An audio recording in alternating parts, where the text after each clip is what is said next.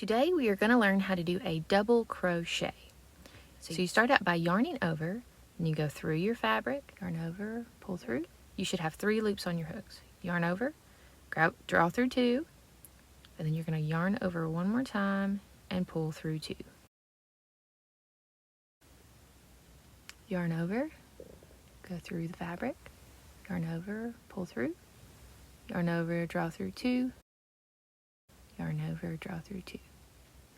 All right, we'll do that a couple more times so you can see it. And this is just a double crochet.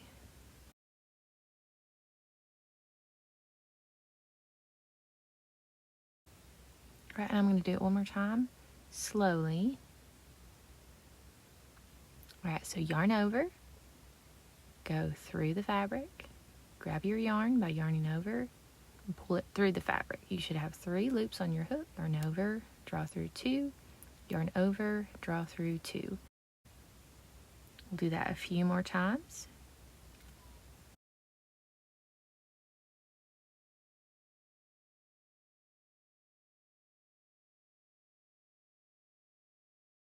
And that is how you do a double crochet. And this is what they look like.